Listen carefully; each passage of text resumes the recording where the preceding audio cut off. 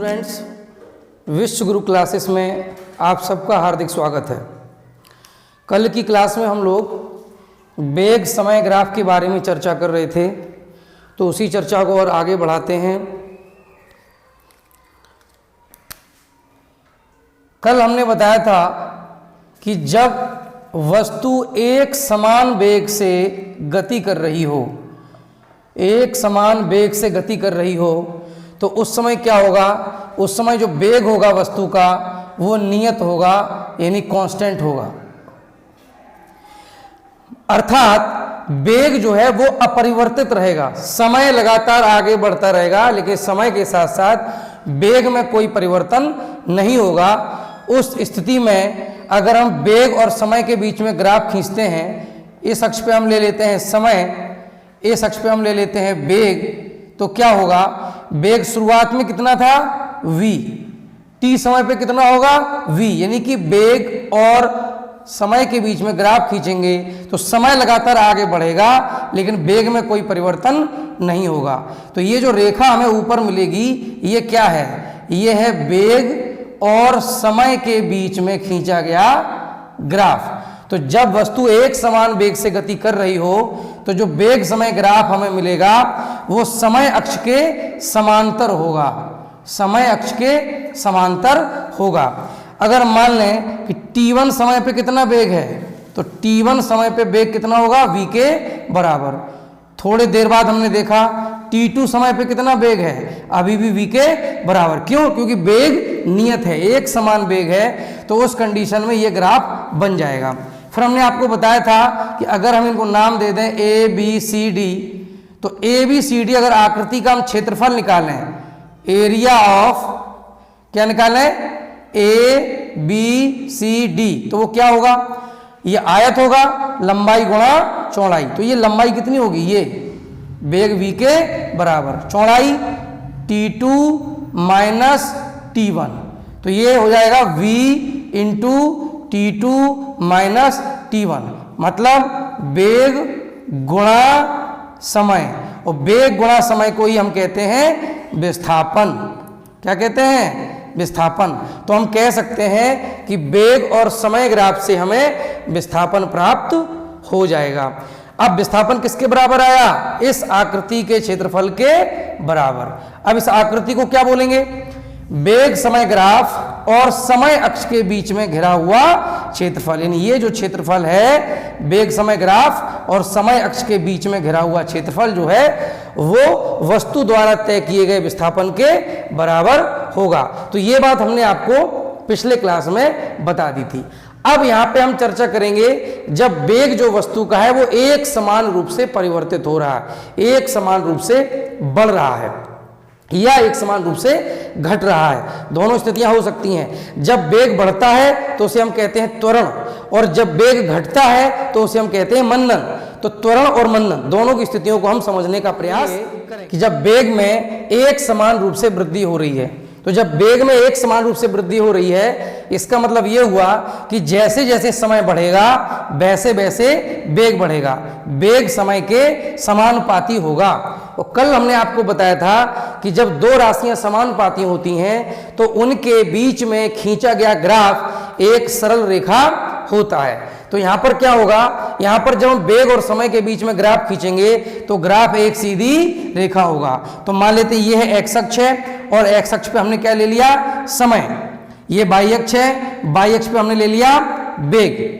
ये ग्राफ है ओ A B, ये एक सीधी रेखा है। आप देख सकते हैं जैसे जैसे समय बढ़ेगा, यानी जैसे जैसे ये ग्राफ आगे की ओर जा रहा है वैसे वैसे ये ऊपर की ओर भी जा रहा है। मतलब समय बढ़ रहा है तो वेग भी उसी अनुपात में बढ़ रहा है। तो ये ग्राफ एक सीधी रेखा होगा। अब हमने इस ग्राफ पर दो बिंदु ले लिए ए और बी। बिंदु ए के संगत जो समय है वो है t1 और जो वेग है वो है v1। बिंदु बी के संगत जो समय है वो है t2। कितना समय है, t2, इसको हम यहां लिख देते हैं। बिंदु बी के संगत समय है t2 और बिंदु बी के संगत वेग है v2। अगर हम इस वाली रेखा को और आगे बढ़ाते हैं तो हमें बिंदु C मिल जाता है। तो इस प्रकार से त्रिभुज ACB ये एक समकोण त्रिभुज होगा। अब अगर हम बात करें कि BC जो भुजा इसमें दिख रही है इसका मान कितना होगा, तो आप देखिए मूल बिंदु से बिंदु B के संगत वेग कितना है v2, तो ये जो पूरी दूरी होगी वो v2 के बराबर होगी। ऐसी मूल बिंदु से बिंदु A के संगत वेग है v1, तो ये जो दूरी होगी वो v1 के बराबर होगी। तो ये जो BC होगी वो हो जाएगी v2 माइनस v1, तो ये बच जाएगी v2 माइनस v1, ठीक है ना, v2 माइनस v1, तो ये हो गई v2 माइनस v1। अब ऐसी अगर हम बात AC की करें तो बिंदु C के संगत जो समय है वो कितना है t2। देखिए बिंदु C के संगत भी समय t2 है और बिंदु A के संगत t1, अर्थात मूल बिंदु से यहां तक जो कुल समय है वो t2 है और यहां तक जो कुल समय है वो t1 है। इतना जो समय है वो है t1 और ये जो कुल समय है यहां तक वो है t2। तो ये जो बचा है बीच का AC वो हो जाएगा t2 माइनस t1, पूरे समय में से इतना घटा देंगे तो बचा हुआ हो जाएगा t2 माइनस t1। तो इस तरह से जो VC की वैल्यू होगी, जो BC की वैल्यू होगी वो हो जाएगी v2 माइनस v1 और जो AC की वैल्यू होगी वो हो जाएगी t2 माइनस t1, ठीक है। अब यहां पर देखिएगा हमने आपको बताया था कि जब वेग और समय के बीच में ग्राफ दिया जाता है तो हमें उससे दो बातें प्राप्त होती हैं। ध्यान दीजिए, सबसे पहले क्या मिलता है, सबसे पहले मिलता है विस्थापन। विस्थापन किसके बराबर होता है, विस्थापन बराबर होता है वेग समय ग्राफ, यानी ये जो रेखा दिख रही है ये, और समय अक्ष यानी ये वाली अक्ष, वेग समय ग्राफ और समय अक्ष के बीच घिरे हुए क्षेत्रफल के बराबर। यानी ये जो पूरा क्षेत्रफल होगा, ये जो पूरा क्षेत्रफल होगा ये किसको बताएगा, ये बताएगा वस्तु द्वारा तय किए गए विस्थापन को। कितने समयांतराल में, t2 माइनस t1 समयांतराल में, t2 माइनस t1 समयांतराल में जो वस्तु द्वारा तय किया गया विस्थापन होगा वो इस क्षेत्रफल के बराबर होगा। कौन सा क्षेत्रफल, वेग समय ग्राफ और समय अक्ष के बीच घिरे क्षेत्रफल के बराबर। तो जितने में हमने ये लाइनिंग की है ये जो पूरा क्षेत्रफल होगा वो विस्थापन को प्रदर्शित करेगा। तो विस्थापन बराबर क्या हो जाएगा, विस्थापन बराबर हो जाएगा आकृति, अब इसको हम ABC, इसको मान लेते हैं D पॉइंट, इसको मान लेते हैं E पॉइंट। तो आकृति ABC DE का क्षेत्रफल। देखिए कल हमने आपको समझाया भी था कि किस तरह से वेग समय ग्राफ से हमें विस्थापन प्राप्त होता है। तो वेग समय ग्राफ और समय अक्ष के बीच घिरे हुए क्षेत्रफल से हमें विस्थापन प्राप्त होता है। तो आकृति ABCDE का परिवर्तन डिवाइडेड बाई समयांतराल क्या मिलेगा, हमें त्वरण मिलेगा। तो देखिए त्वरण बराबर क्या होता है, त्वरण बराबर होता है वेग परिवर्तन बटे समयांतराल। अब यहां देखिए वेग v1 से v2 हो गया तो परिवर्तन हुआ v2 माइनस v1, समयांतराल कितना है t2 माइनस t1, यानी v2 minus v1 divided by t2 minus t1। ये हमें क्या बताएगा, ये हमें त्वरण बताएगा। अब जरा इस ग्राफ में देखते हैं, v2 माइनस v1 क्या है, ये है BC, t2 माइनस t1 क्या है, ये है AC। तो v2 minus v1 divided by t2 minus t1 ये बराबर हो जाएगा vc डिवाइडेड बाई AC, लंब बटे आधार, और इसी को हम कहते हैं ढलान या ढाल, ढलान या ढाल, या इसी को हम प्रवणता कहते हैं। तो इससे क्या पता चला, जो वेग समय ग्राफ की ढलान होगी वो किसके बराबर होती है, त्वरण के बराबर होती है। तो हम यहां लिखेंगे वेग समय ग्राफ की ढाल त्वरण को प्रदर्शित करती है। वेग समय ग्राफ की ढाल, ये जो वेग समय ग्राफ है इसकी जो ढाल होती है, ढाल माने होता है प्रवणता, जिसको हम बोलते हैं टेन थीटा। अगर इस कोण को हम थीटा मान लें तो लंब बटे आधार हो जाएगा टेन थीटा के बराबर। लंब हो गया BC यानी कि v2 माइनस v1, आधार हो गया AC यानी कि t2 माइनस t1। तो VC अपॉन AC हो जाएगा ढलान।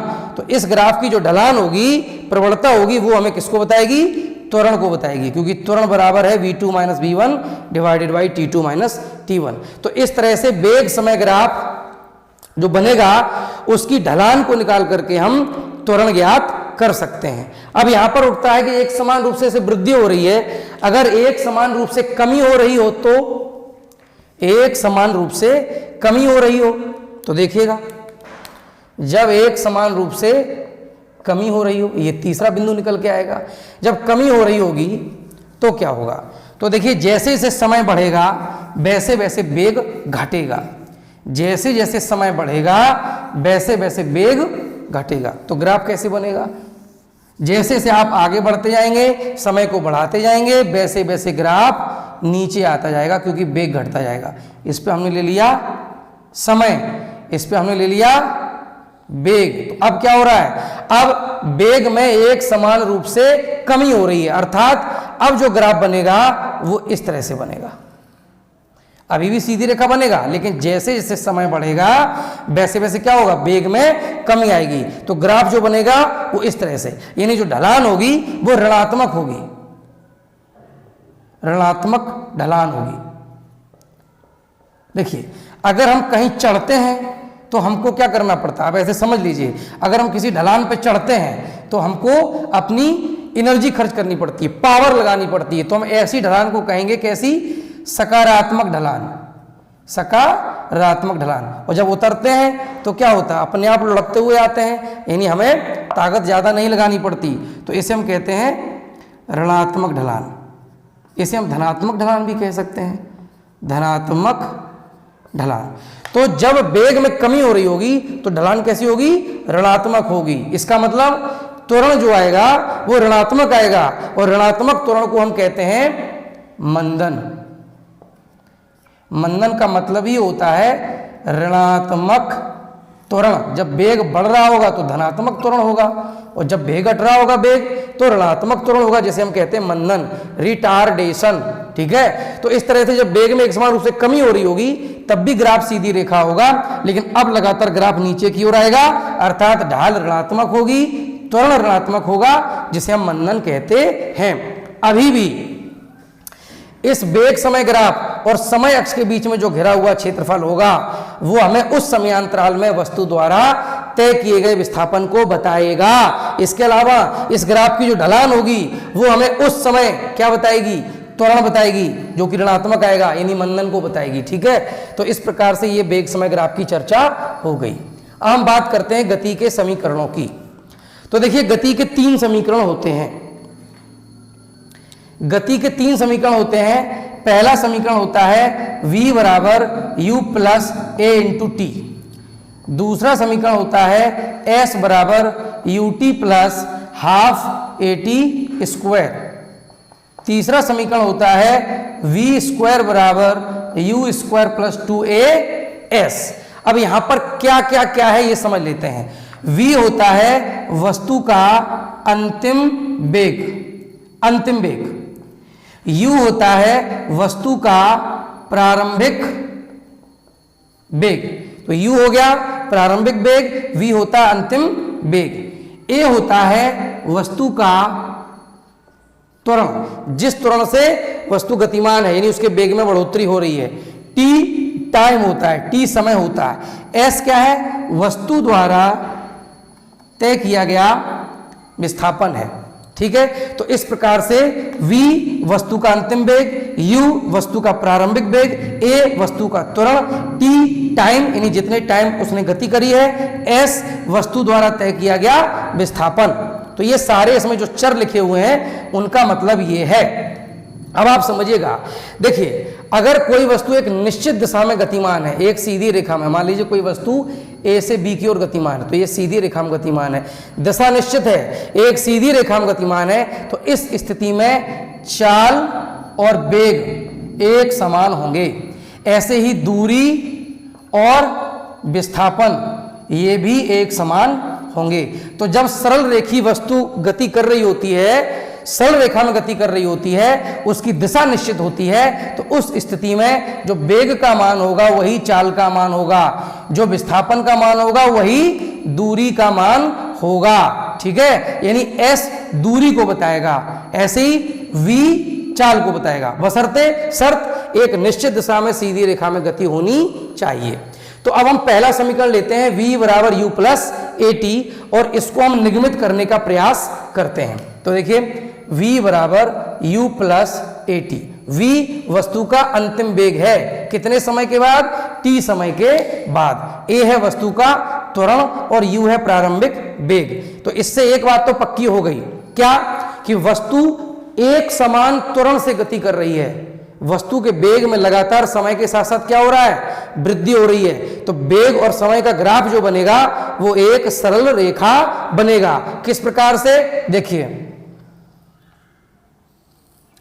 ये मान लीजिए x अक्ष है और x अक्ष पे हमने ले लिया समय, ये y अक्ष है और y अक्ष पे हमने ले लिया वेग। अब यहां पे देखिए प्रारंभिक वेग कितना है, u। प्रारंभिक वेग का मतलब होता है जब समय 0 है तो मूल बिंदु ये होता है और मूल बिंदु पे समय होता है 0। तो इस समय जो वेग है वो कितना है, इस समय वेग है u के बराबर, यानी ये जो यहां से यहां तक की दूरी है वो u के बराबर होगी। तो प्रारंभिक वेग u है, यानी शून्य जब समय है, जब गति शुरू होने जा रही है उस समय वेग कितना है u, और t समय के बाद वेग कितना है v। तो यहां पे ये हो गया आपका t समय, तो t समय पे वेग कितना हो गया, v के बराबर, यानी ये जो वेग है वो v के बराबर है। उस स्थिति में यहां पे देखिए अगर हम इस बिंदु के संगत वेग निकालेंगे तो ये वेग कितना हो जाएगा v। इन बिंदुओं को कुछ नाम दे देते हैं, a b, ये हो गया c और ये है o, a b c o, मूल बिंदु o हो गया। फिर से समझिए ग्राफ को, क्योंकि यहां पे क्या हो रहा है, वस्तु एक समान त्वरण से गति कर रही है, तो ये बात बिल्कुल तय है कि वेग और समय के बीच में जो ग्राफ आएगा वो एक सरल रेखा आएगा। किस तरह से, जैसे समय बढ़ेगा वैसे वैसे वेग भी बढ़ेगा। u प्रारंभिक वेग है, प्रारंभिक वेग से मतलब है शून्य समय पर जब गति शुरू होने जा रही है उस समय वेग कितना है u। तो शुरुआत से ही उसका वेग u है, तो शुरुआत का मतलब हो गया t बराबर 0, मूल बिंदु पर उसका वेग हो गया u। अब वेग बढ़ता जा रहा लगातार और t समय तक आते आते उसका वेग बढ़कर के कितना हो गया, v हो गया। तो इस तरह से ये सीधी रेखा बन गई। अब ये दो बिंदु हमने ले लिए a और b, b के संगत समय हो गया t, a के संगत समय हो गया 0, a के संगत समय हो गया 0। तो t बराबर यहाँ पे 0 है और यहाँ पे है t बराबर t। तो अगर हम पूरा o से लेके c तक की बात करें तो जो OC बराबर होगा वो हो जाएगा t माइनस 0, यानी बराबर t। ऐसे अगर हम बात करें BC की तो BC बराबर कितना है, BC बराबर है v, और AO बराबर कितना है, AO बराबर है u। तो अगर हम क्या करते हैं, A से BC रेखा पर लाइन खींच लेते हैं, ये A से हम BC रेखा पे क्या करते हैं, लंब डाल लेते हैं। तो ये लंब मान लो यहाँ पे आ गया, ये है D, ये हो गया D। चलिए पॉइंट इधर उधर हो गया तो कोई दिक्कत नहीं, ये मान लीजिए हो गया D। तो AD कितना होगा, तो AD बराबर हो जाएगा कितना, यहाँ से यहाँ तक की दूरी कितनी है, t माइनस 0 यानी t। तो जो OC होगा वही AD के बराबर हो जाएगा। तो AD बराबर OC बराबर t। BD कितना होगा, BD बराबर हो जाएगा BC minus DC, BC minus DC। BC कितना है, B से C तक V, DC कितना है, DC ये DC जो होगा वो इसके बराबर होगा, AO के बराबर होगा कितना, U। तो BD बराबर हो गया V माइनस U और AD बराबर हो गया T। अब यहां पर देखिए हम जानते हैं कि जो त्वरण होता है वो किसके बराबर होता है, वेग और समय ग्राफ की जो ढाल होती है वो त्वरण को प्रदर्शित करती है। तो अगर हम त्वरण A निकालना चाहें तो त्वरण A बराबर हो जाएगा ग्राफ की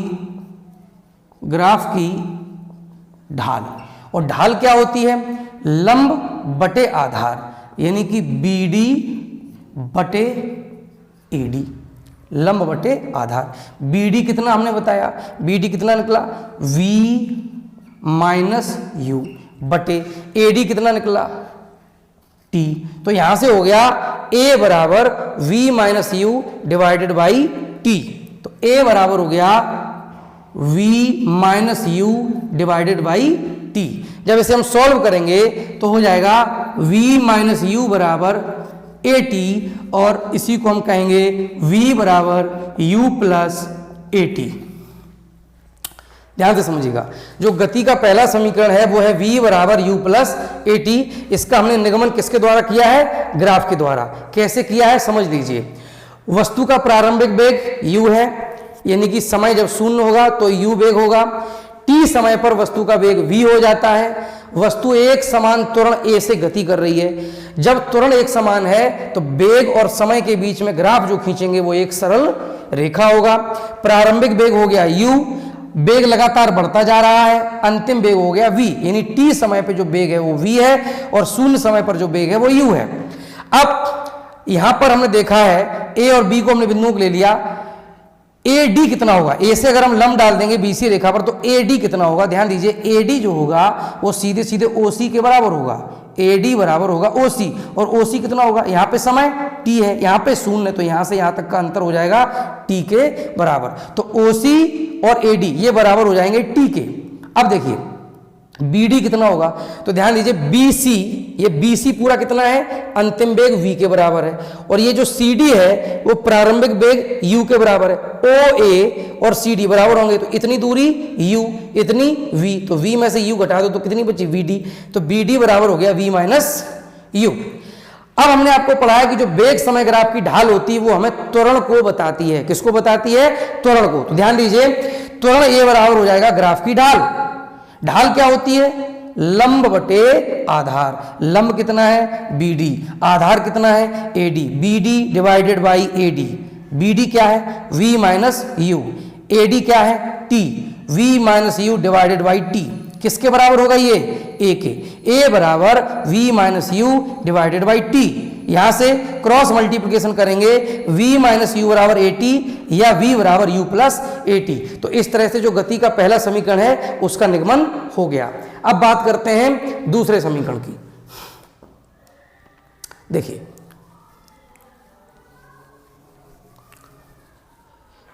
इसको मिटा देते हैं। चलिए देखिए दूसरा समीकरण क्या है। दूसरा समीकरण है S बराबर UT plus half AT square. S बराबर UT plus half AT square. S क्या है? वस्तु द्वारा तय किया गया विस्थापन। वस्तु द्वारा तय किया गया विस्थापन। और हमने आपको बताया है कि जो विस्थापन होता है S वो किसके बराबर होता है? वो होता है वेग समय ग्राफ, वेग समय ग्राफ व समय अक्ष के बीच घिरे क्षेत्रफल के बराबर। वेग समय ग्राफ व समय अक्ष के बीच घिरे क्षेत्रफल के बराबर, ये हो जाएगा विस्थापन। तो ध्यान दीजिए वेग समय ग्राफ कौन सा? AB। ये AB क्या है? वेग समय ग्राफ। समय अक्ष कौन सी है? ये वाली।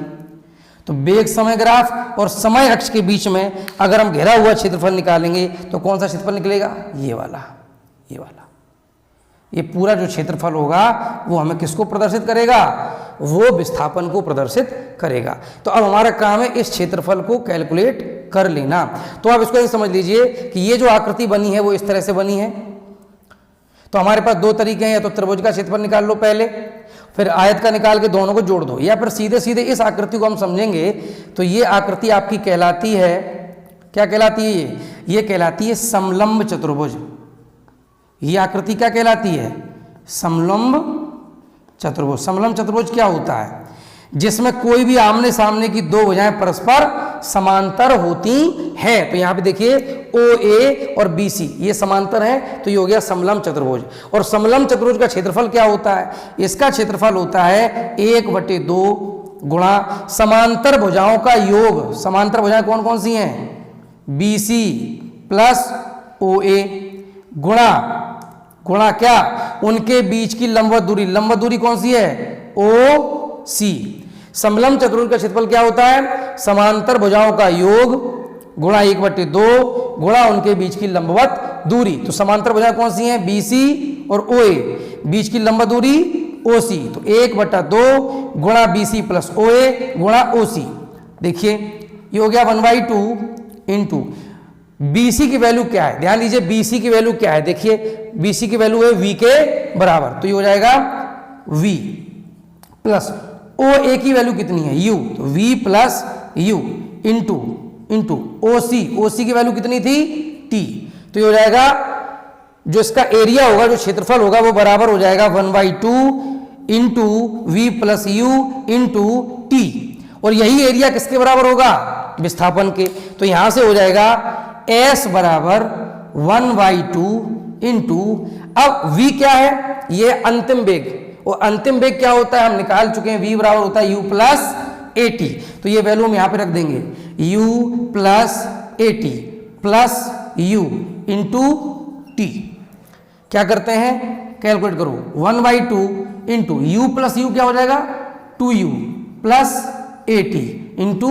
T, अब 1/2 और T का इसमें अंदर ब्रैकेट में मल्टीप्लाई कर दो, S बराबर क्या होगा, जब 1/2 का मल्टीप्लाई होगा तो 2 से 2 कैंसिल हो जाएगा, और T का मल्टीप्लाई होगा तो हो जाएगा UT प्लस 1/2 का मल्टीप्लाई करेंगे इसमें हो जाएगा 1/2 A, T का T हो जाएगा T का स्क्वायर, तो ये हो जाएगा S बराबर हो जाएगा UT plus half AT square, तो ये आपका गति का दूसरा समीकरण है। वस्तु द्वारा तय किया गया विस्थापन वेग समय ग्राफ और समय अक्ष के बीच घिरे क्षेत्रफल के बराबर होता है, तो क्षेत्रफल हमने कैलकुलेट किया और वो आ गया UT plus half AT square.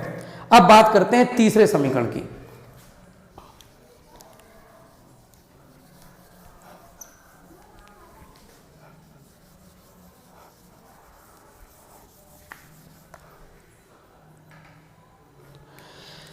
तीसरा समीकरण होता है V स्क्वायर बराबर U square plus 2AS, V square बराबर U स्क्वायर प्लस 2AS। अब यहां पे देखिए S बराबर होता क्या है, S बराबर हमने आपको बताया है कि इस समलंब चतुर्भुज का जो क्षेत्रफल होगा वो S के बराबर होता है, तो क्षेत्रफल हमने क्या देखा 1/2 इंटू में समांतर भुजाओं का योग किया था यानी V प्लस U इंटू में बीच की लंब दूरी की थी यानी कि T। अब S इक्वल्स टू, ये जो हमें निगमित करना है इसमें कहीं भी T नहीं है, तो हम T की वैल्यू कहां से निकाल सकते हैं, फर्स्ट इक्वेशन से, जो पहला समीकरण है इससे निकालेंगे। V बराबर होता है U प्लस AT, तो यहां से T बराबर निकालेंगे तो हो जाएगा V minus U divided by A, ये T की वैल्यू हो जाएगी और यहां पर हम वो रख देंगे 1/2 into V plus U into V minus U divided by A। अब यहां पे देखिए S ये हो जाएगा 1/2A, 1/2A, A plus V into A minus V, ये सीधे सीधे क्या हो गई, ये सर्व समीका हो गई, तो V plus U into V minus U हो जाएगा V square minus U square, cross multiplication करेंगे तो हो जाएगा 2AS बराबर V square minus U square, या यहां से निकल आएगा V स्क्वायर बराबर U स्क्वायर प्लस 2AS। तो यह है गति का तीसरा समीकरण जो हमारा निगमित हो गया। तो गति के तीनों समीकरण हमने निगमित कर लिए हैं। जहां भी डाउट हो, अगर कुछ समझ में ना आए तो प्लीज कमेंट में लिखिएगा, मैं फिर से इसको बता दूंगा, कोई दिक्कत नहीं है। एक बात को बताने में मुझे कोई दिक्कत नहीं, मैं बार बार बताऊंगा। आपको समझ में नहीं आया तो ये आपकी जिम्मेदारी बनती है कि कमेंट में लिखिएगा, ठीक है। और अगर समझ में आया है, समझ में अगर आया है तो वो भी लिखिएगा, लोगों को शेयर कीजिए, ठीक है। जितना आप प्रमोट करेंगे, जितना आप ये लाइक सब्सक्राइब और शेयर कराएंगे, कमेंट करेंगे, तो उतना ही मैं मोटिवेटेड हो जाऊंगा, उतना मैं ज्यादा मोटिवेट होऊंगा, उतना मैं ज्यादा मेहनत करूंगा, ठीक है ना। तो ये बहुत जरूरी है, आपका सपोर्ट बहुत जरूरी है, ठीक है ना। तो पहला समीकरण हमने निकाला V बराबर U प्लस AT, दूसरा S बराबर UT plus half AT square, तीसरा V स्क्वायर बराबर U स्क्वायर प्लस 2AS। ये बड़ा सिंपल थे। इनको वीडियो को आप 1 बार 2 बार 3 बार देखिए, बार बार समझ में आए बहुत अच्छी बात है, लिखिएगा, नहीं आए अपनी प्रॉब्लम लिखिए, अपना डाउट लिखिए, ठीक है। अगली क्लास में बता दूंगा। आज समय का थोड़ा हम देखेंगे, आज ज़्यादा समय हो गया है, क्लास में रिकॉर्ड ही नहीं कर पाया, आज मैं थोड़ा व्यस्त बना रहा। तो आज की क्लास को यहीं पे हम समाप्त करते हैं। वैसे तो हमने सोचा था कि वृत्ति गति को भी बता देंगे, लेकिन खैर छोटा सा टॉपिक है, ज़्यादा है नहीं सिलेबस में भी, तो इसको हम कल 5 से 7 मिनट में समाप्त कर देंगे और कल एक नया टॉपिक लेकर के नई क्लास के साथ स्टार्ट करेंगे। Thank you.